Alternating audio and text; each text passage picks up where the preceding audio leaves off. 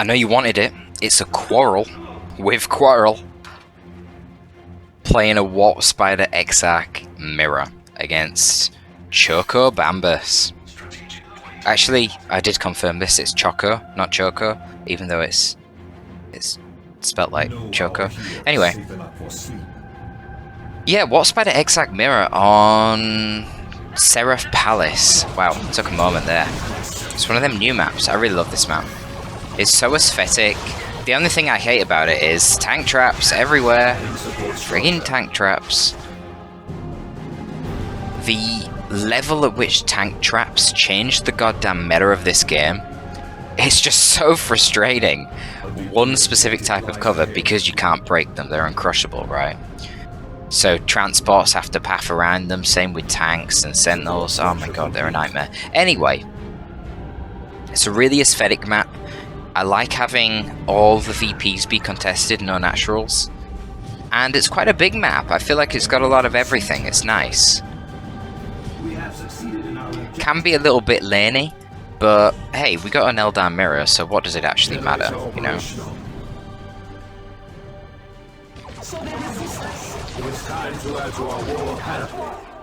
So, equal builds so far. We're seeing the gens getting dropped by Quarrel a little bit earlier, so I'm wondering if... Yeah, okay, we're going to see a little bit of deviation straight away. We've got the Rangers coming out for Choko very quickly. No fast Wargears, and we're going to see it countered by a fast Guardian weapon team for Quarrel. But the Quarrel does have the double gens earlier. Now, Choko has decided to node that contested power instead. Looks like there will be a power node bash, but probably no decap due to the harass from the Guardians there. Now, the Rangers versus Shuriken is kind of an eternal debate in the Eldar Mirror. Rangers, in theory, counter Shurikens because obviously they can outrange them and just poke at them whilst they're immobile and force them off. But, I mean, that can take time to do. And you can't push with the rest of your army whilst the Shuriken is set up, but you can push against Rangers, right? The other problem, and it's a more serious problem I would say for the Ranger player, is energy shields. A Shuriken that's behind an energy shield is practically immortal to Ranger shots. I mean, I can't even tell you how many shots it would take from a Ranger to break an energy shield. You're talking like 20 plus. It takes forever. That was a bit of a shit tree grenade. Come on, Quarrel. Get a grip, lad. It takes really long, so if you use your energy shields and your shurikens correctly, you can set up pushes from which the Eldar player who has the Rangers basically can't do anything. So if you manage to set up energy shields and a push in these locations with shurikens, the Ranger player's fucked, basically. Though, less so if it's a Warp Spider Exarch mirror, because you're going to need to layer your shurikens, otherwise the Warp Spider can just teleport in and tie up the forward shuriken. So I guess because you're playing a Warp Spider Exarch mirror, not just an Eldar mirror, the Rangers have more utility. But in spite of that, Choko is choosing to mix it up. He's going one shuriken, one Ranger, which is quite interesting. You see Quarrel knows what's up. He's using the energy shield to get the cap whilst being protected from the Ranger harass. Any war gear upgrades? Not yet, but soon there's going to be one, the improved warp generator. I think... Is that the group teleport or the energy regen? Why would you get the energy regen armor in tier 1? Don't know. But apparently that's what we're going to see. So we see the aspect as well for the Banshees of Quarrel. No aspect yet for Choko. So if Choko's Banshees ever were to meet Quarrel's Banshees, Quarrel's would definitively win due to the extra HP that you get with the aspect. I guess it could still come down to specials, but most likely, probably 90% of the time, Quarrel's would win. Warp Spider Exarch is going to teleport in here. Oh, is that group teleport? Yeah, that is the group teleport armor. I don't think you can get the energy regen armor in tier 1, but I just find the group teleport armor so strange. Group teleport. I don't know. Whatever. So the Banshees were there to counter-initiate against Choko's Spider, And Quarrel Spider goes up and pushes back the setup team of Choko. So there's going to be a little bit of a bash here. An attempt at a near spike from Choco's Guardians fails, but they do use it to pull out safely. But so far, you know, this is looking like it goes quite in Quarrel's favour. A nice little gem bash here. Crack Shot was used on the Shuriken, boosting its range and its damage, one of the globals of the Warp Spider Exarch. An absolutely essential global in this matchup for sure. And it looks like there's going to be... Ooh, hang on. Wow, we're seeing group teleport from both of the Warp Spider Exarchs. Who would have guessed it? But hey, there you go. That forces off the Shuriken very quickly when the Banshees group teleport alongside the Spider. Quite a scary sight for a Shuriken, that's for sure. If you didn't know, the lead model of the Guardian weapon team, the actual Shuriken itself, is actually heavy infantry. So if the Banshees are attacking that lead model, they will do extra damage due to their power melee. They can kill him very fast.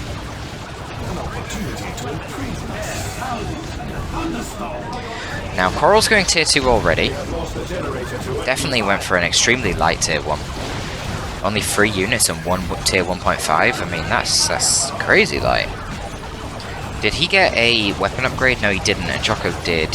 So Choko got that heavy gauge Death Spinner. Certainly very useful, just as a DPS tool. I mean, you're talking about a 50% increase in the range DPS of the Spider. That's absolutely massive. Look at this. Just gibbing the Guardians, and that is with their 33% extra HP from their battle equipment. But that aside, you can also use it for the ability to stun the enemy Spider when he teleports in, leaving very vulnerable to be chopped up by the Banshees.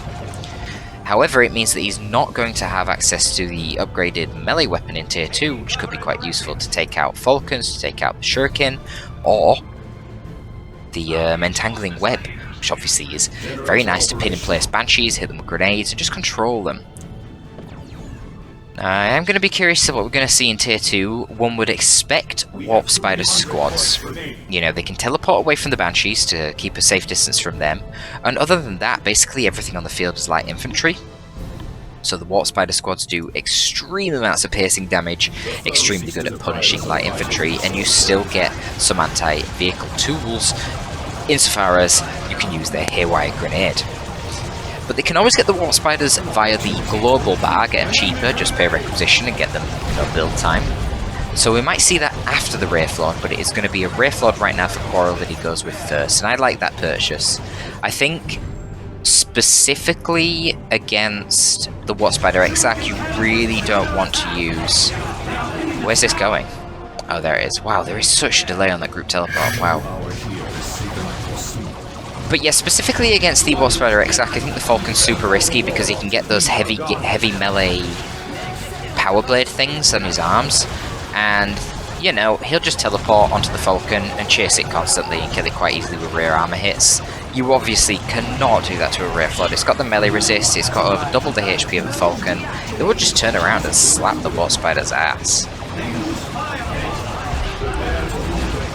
Furthermore, the Wraithlord with the Bright Lance and potentially holofields from the Rangers can make it very tricky for Falcons to actually stay alive. I remember a long time ago I was doing an Eldar mirror against Holy Hammer in a very big tournament, and I actually killed his initial Falcon using Wraithlord, using the holofield and Bright Lance combo. Because once the Falcon has drove so close to the Wraithlord that it can get just one melee swing, there's no way the Falcon can back up quick enough to not die to the Bright Lance. So yeah, I think the Falcon is a bad choice, the Wraithlord is a good choice.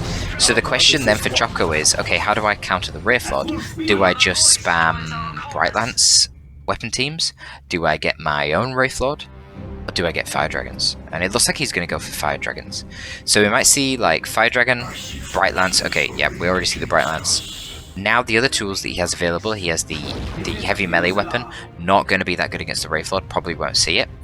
But then he can also use his global to call in the Warp Spiders, and then if you have the Haywire, the Bright Lance, and Crack Shot global on Fire Dragons, all of a sudden you've got a lot of powerful anti-vehicle damage, including a snare.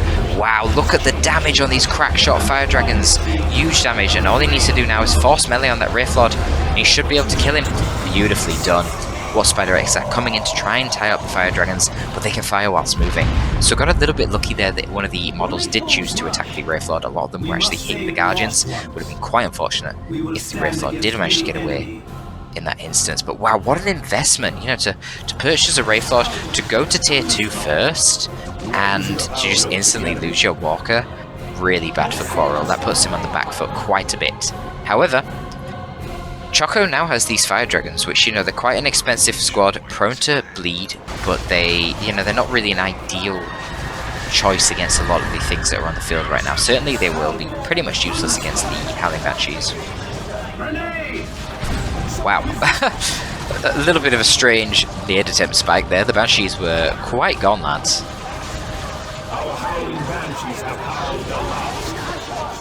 Oh wow, look at this as well. We see the aspect of fleetness for the Banshees of Choko. I only just noticed as well. Oh my god, Quarrel, what are you doing? I mean, at this point, I wonder how Quarrel can stay in the game. I assume he's going to spam Warp Spiders and just win off that. Or, you know, at least if he doesn't win, perform very well.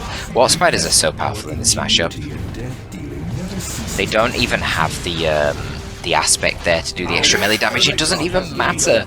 With Crackshot, they just annihilate those rangers. So there you go. We're getting a little bit of a comeback here. It's not anything huge, but it's something. One thing that I should point out, with the Flamer on the Exarch and the Fire Dragons, they actually perform quite well against all the light infantry of the Eldar. And the other interesting thing about Fire Dragons is they're actually heavy infantry, in spite of what the tooltip says here. So they can resist the Shuriken Catapult Pew Pew quite well. And of course, Warp Spiders do piercing damage. So it gives them a little bit of resilience, but generally they just have low HP. So even with the heavy infantry armor, they're gonna melt the Warp Spiders. And here we go. We see double Warp Spiders. This is the meta against Eldar. Wraithlord double Warp Spiders is your typical tier 2. So yeah, I mean, Choko needs to do something. He needs to get some Warp Spiders himself, if I'm honest with you. I don't really know how you can counter Warp Spiders without Warp Spiders. Dark Reapers do have longer range and have heavy infantry armor, so they probably do trade well against Warp Spiders in a 1v1 fight where both of you are out of cover, but the problem is that Warp Spiders teleport, so they just teleport behind you, and they remain in cover, and they're able to hit you whilst you're not in cover. And that can basically turn the fight on its head, and I imagine Warp Spiders in most engagements, when they're doing that, will end up beating the Dark Reapers. You can go for Wraithguard. They obviously can tank the Warp Spiders like crazy, and if they land a clean shot, we'll just give them. Well, not outright, but 2 bursts probably will kill a Warp Spider squad outright, but how the hell are you going to hit them when they're teleporting around all over the place, and they're so much more mobile? So I don't really think that's a viable choice. I think you have to get Warp Spiders yourself. But we'll see. Choko's army just really is just so terribly hard countered by the Warp Spiders. A hail of fire engulfs us. The enemy has targeted us.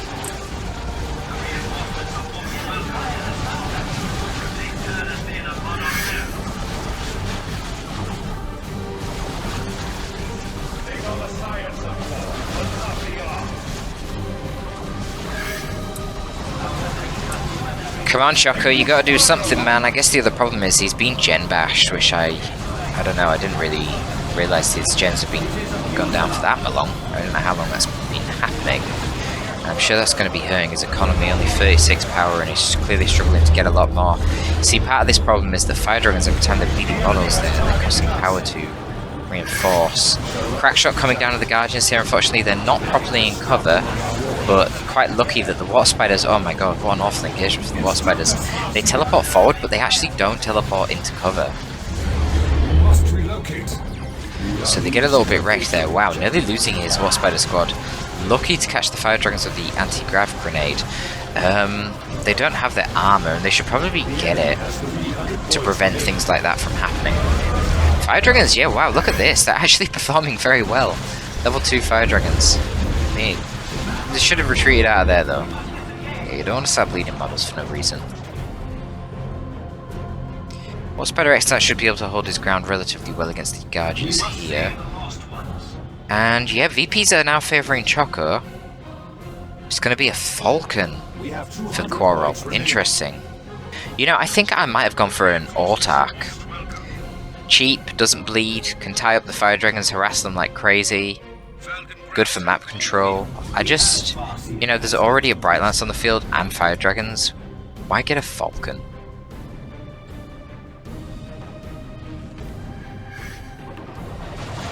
We'll see.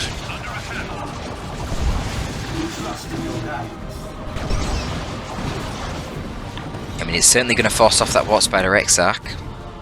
Not being the best retreat grenades here from Quarrel, but I like the effort, you know, you can only try.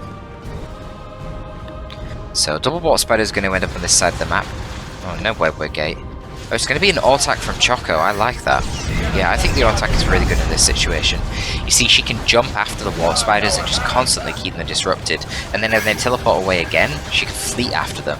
And then she leaps into combat, she's just a pain in the arse. She's got that passive Scorpion Shield as well, so she gives an AoE damage resistance for ranged damage. Very effective. Here we go again, Crack Shot, Group Teleport on the Fire Dragons. It's just going to be a dead Falcon, just like that. Very, very questionable choice there of the Falcon. I don't know why he thought that was going to be a good idea. You know, we could have seen the heavy melee weapon of the Water Spider. There were even more options for anti-vehicle, but it's not even needed. Just Group Teleport, Fire Dragons, Crack Shot, dead Falcon. Nice use of Grav Grenades though. I feel like I haven't seen them in a long time, cashing out every single Banshee there. But unfortunately there's not really any damage to follow up, so kind of just lifts them up, throws them down, and they're like, okay, that's cool, but we're going to kill you now. Not good enough. Quarrel's obviously just lacking the manpower right now. We're only having 3 squads to cap. He's seriously struggling on the capping power. And again, that's part of why I think the Autarch would have been so good. She's brilliant at capping power. She can really put the pressure onto the Fire Dragons, bleeding them with her power melee Executioner Spear. And she's really cheap on upkeep, so you can keep fielding more units. I think Choco's got it from here. I'm not sure what Quarrel could do, to be honest. Crack Shot on Watt Spiders, putting in some good damage, but you know, the Banshees here, they're level 4.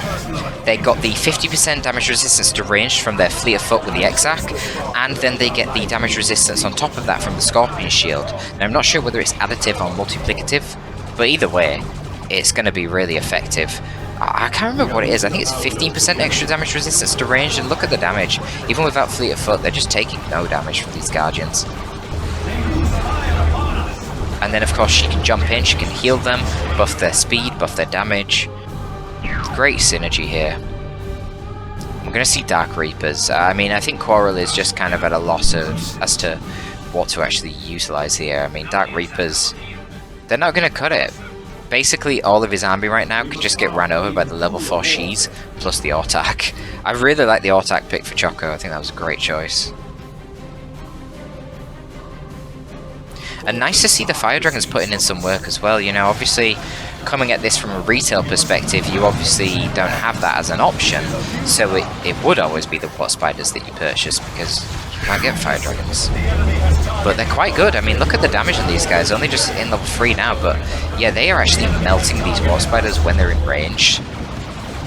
Very brutal damage. Chilling in green cover with heavy infantry armor. Tough one, tough one. And that is going to be GG.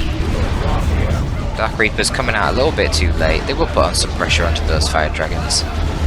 Obviously the Dark Reapers have that Inferno damage, but yeah, look at them. Even with Crack Shot, it takes a while to deal with those Fire Dragons. Then the Ray Flood comes out, and yeah, there's no hope for Quarrel. Doesn't matter. He's out of VPs anyway.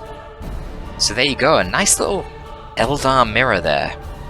Interesting to see it play out. I hope you guys learned something from this. If you did enjoy, make sure you tell me down below in the comments. Leave a like, and if you want more content, exclusive content, check out my Patreon. Thanks for tuning in, folks. That is all from your boy STD today. Torpid out.